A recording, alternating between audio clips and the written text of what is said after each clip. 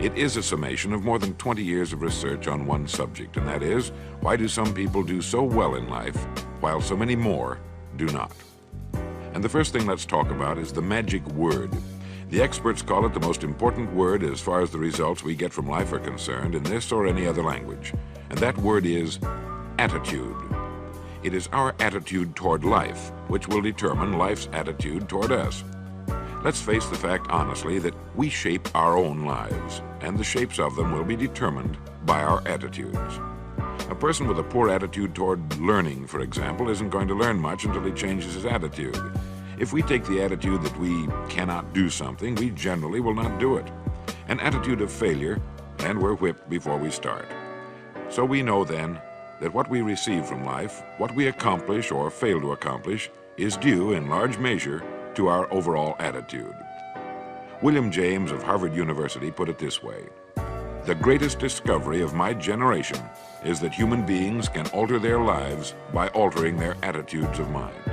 And isn't it wonderful that we have this measure of control? Before we start talking about our attitude toward the world, let's talk about our attitude toward ourselves, since it is the attitude we take toward ourselves which determines our attitude toward the world. Now, right here we come to a rather strange fact. We're so familiar with ourselves, we tend to take ourselves for granted. We tend to minimize the things we can accomplish, the goals we can reach, and for some equally strange reason, believe others can accomplish things in our field which we cannot. There are literally millions of human beings living narrow, darkened, frustrated lives, living defensively, simply because they take a defensive, doubtful attitude toward themselves, and as a result, toward life in general. Many people are suspicious of and oppose change, yet change is the one thing in life on which we can absolutely count. People who stay young all the years of their lives not only welcome change, but see it for what it really is: new opportunity, new chances for further fulfillment. Attitude is a reflection, a result of a person's will. It is incalculably powerful. It can bring about marvelous results for us, but we need to train it patiently, day by day. Now let's talk about the attitudes of people who are successful. The top 5% of the people who go sailing through life from one success to another, and who, even when they fail at something, shrug it off and head right out again. No matter who the person is or what he does, men and women in sales, business executives, people in all the professions, wives and mothers, students, top people in the armed forces, public servants, men and women in the service of religion, working men and women in all fields of endeavor, wherever you find a person doing an outstanding job and getting outstanding results, you will find a person with the right kind of attitude. These people take the attitude toward themselves that they can accomplish what they set out to accomplish, that there's no good reason on earth why they can't be competent, successful. They have a healthy attitude toward themselves and, as a result, toward life and the things they want to accomplish. And because of this, they achieve some remarkable things, and they come to be called successful, outstanding, brilliant, lucky, and a lot of other things. They're quite frequently no more brilliant or outstanding than the majority of the people by whom they're surrounded. But they did develop the right attitude, and they found their accomplishments not too difficult, and many times surprisingly easy, simply because it seems that so few are really trying, really believe in themselves. Successful people come in all shapes and sizes and in widely varying degrees of intelligence, background, and so on. But they all have one thing in common. They expect more good out of life than bad.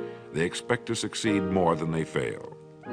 If you want something worthwhile, take the attitude that there are a lot more reasons why you can have it than there are that you cannot, and set out to earn it. Go after it, work at it, ask for it, and 9 times out of 10, you'll get it. Our environment is really a mirror of our mental attitude. If we don't like our environment, we have to change our attitude first. Now, the world plays no favorites. It's impersonal. It doesn't care whether we change or not. Adopting a good, healthy attitude toward life doesn't affect the world and the people in it nearly as much as it affects us. It would be impossible to even estimate the number of jobs which have been lost, the number of promotions missed, the number of sales not made, the number of marriages ruined by poor attitudes.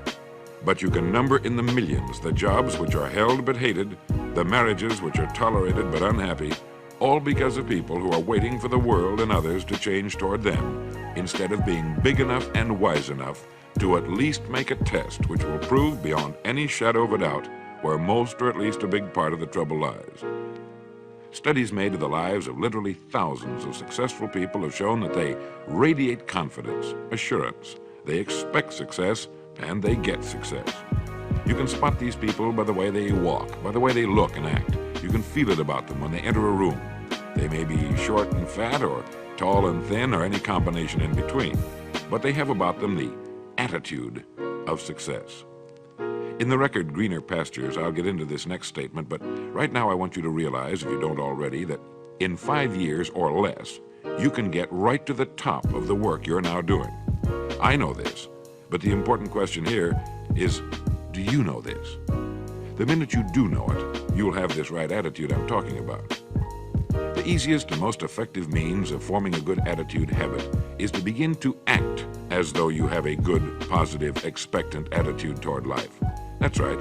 Begin right now to walk, act, and look as though you belong to this group. If you're already in the top 5%, you'll know what I mean. If you've never tried it, you'll be amazed at what happens. Actions trigger feelings, just as feelings trigger actions. Now, let me tell you of a little test you can make which will prove beyond any shadow of a doubt that a good attitude can change a person's life as dramatically as walking from a darkened room into the bright, clear light of day. Not long ago, I read a line which went, "Life is dull only to dull people." This is true, but it also could have read, "Life is interesting only to interesting people," or "Life is successful only to successful people." Now, what I'm trying to say is that you must first become, mentally, from an attitude standpoint, that which you wish to achieve. A famous restaurateur was being interviewed by a reporter who asked, "When did you become successful?" He replied, "I was successful when I was sleeping on park benches because I knew what I wanted to do and that I would do it." In short, his attitude had been one of success, of expecting success long before the material, the tangible rewards of success had been earned. We'll get into this particular phase of Lead the Field in record number 3, A Worthy Destination. But for now, remember that a person must act, look, and because of these things, feel successful before the success he seeks can come. Chances are you know people who seem to be what others call lucky. All kinds of good and wonderful things seem to happen to them, and they give the impression of happily sailing through life, having a wonderful time, and getting more accomplished in a year than most people do in 5. This has been figured out fairly scientifically, and if anyone will conscientiously go about the test I'm going to recommend and stay with it every day for the next 30 days without fail, that person can join this small, happy, and extremely productive group of people. He'll find himself becoming lucky, as they say, and most of his problems will pretty well take care of themselves. Of this you can be sure. The results will be nothing short of amazing. Now, it makes no difference how good a person's attitude has been in the past. Anything can be improved upon, and it's the small refinements upon something already good that makes it great. So here's the test. For the next 30 days, act toward the world, everything and everyone with whom you come in contact, with the attitude which represents the kind of results you want to achieve. That is, if the result you want is more success in what you're doing, act as though you are already in possession of the success you seek. If you want others to treat you with admiration and respect, treat others with admiration and respect first. Have you ever stopped to think of this? Every human being on earth is the most important human being on earth as far as he or she is concerned. You may never get anyone to admit it, but it's a fact. So for the next 30 days, treat every person with whom you come in contact as the most important person on earth, remembering as you do so that as far as that person is concerned, he is. Now, the reason I say treat everyone in this fashion is mainly because this is the way human beings ought to treat each other, and because it will help you form a habit that will bring you amazing and delightful results for the rest of your life. Have you ever noticed that the higher you go in any organization of value, the nicer the people seem to become? You see, the bigger the person, the easier it is to talk to him, to get along with him, to do business with him. Do you know why? It's because he's got a good attitude, and people with the best attitudes just naturally gravitate toward the top. So for 30 days, act toward others and the world at large in exactly the same manner you want the world and others to act toward you. Treat your wife or husband as the person he or she really is, the most important person in your life. The same with the children. Carry out into the world each morning for 30 days the kind of attitude you would have if you were the most successful human being on earth. And notice how it quickly develops into an habitual attitude. When a person does this, he should realize he has already placed himself on the road to what he seeks. He is right now in the top 5% of the people in this or any other country. He has prepared the ground and planted the seed. He has made of himself a magnet, an embodiment of that which he seeks. Before metal can be cast into a desired shape, the mold, the expectant receptacle, must first be fashioned. Before a building can be erected, the excavation must be made and the foundation laid.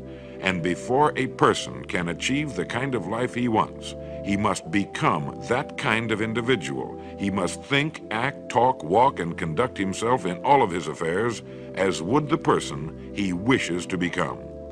He is then actually that person, and the things that person would have and do will naturally come to him.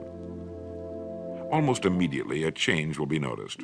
Irritations that used to frustrate and annoy disappear. When some less informed individual gives you a bad time, stay on the track. When someone cuts in front of you with his car or acts in any other manner that shows his ignorance and lack of courtesy, don't permit yourself to drop to his level. Pity him, for that's what he really deserves. That's the very group a person doesn't want to belong to. And if he acts like them, well, let's face it, he belongs with them. There's nothing in the world that men, women, and children want and need more than the feeling that they're important, that they're needed and respected. They will give their love, their affection, their respect, and their business to the person who fills this need. So the magic word is attitude.